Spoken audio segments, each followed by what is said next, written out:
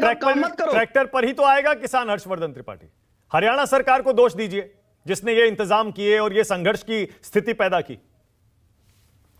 नहीं मानक जी, मुझे लगता है कि पहले जरूरी है दो बातें बता देने की, क्योंकि देखिए होता क्या है कि हमारे जो पत्रकार होने पर ये हमारे जो पार्टियों वाले प्रवक्ता हैं बेचारे परेशान हो जाते हैं, इनके पास तथ्य तो होता नहीं, तो कुछ बोल के निकल जाना है।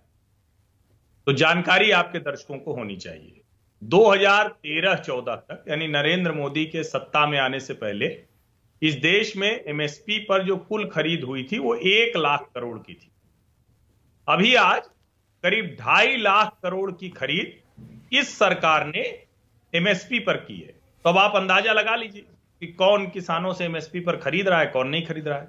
और दूसरा एक जरूरी आंकड़ा जो सबको जानना चाहिए, अभी भी देश में मतलब कुल जो खरीद होती है उसका 80% 90% वो पंजाब हरियाणा तो है, एक बात है, यानी देश के दूसरे हिस्से के किसान नहीं है।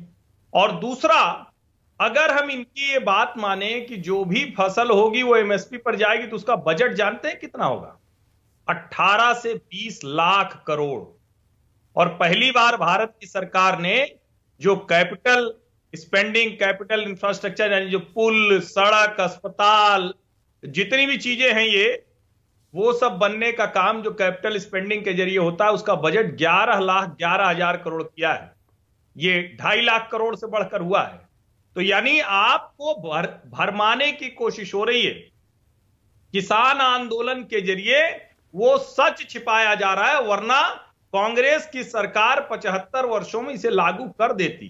कानून बनाना असंभव है, देश की अर्थव्यवस्था को बर्बाद करना है, इसलिए जो तथ्य हैं उस पर मैं बात करूं। ओके, बहुत बढ़िया, इसी नोट पे खत्म कर रहा हूं, टाइम मेरे पास बिल्कुल खत्म हो गया। 10 सेकंड दे सकता हूं विक्रम जी, 10 सेकंड जल्दी से बता दूं कि जब ये बात कर रहे हो ना कि उस टाइम कितनी थी, तो उस टाइम महज 25 लाख मीट्रिक टन की जड़ी प्रोक्योरमेंट होती थी जो होती थी जी।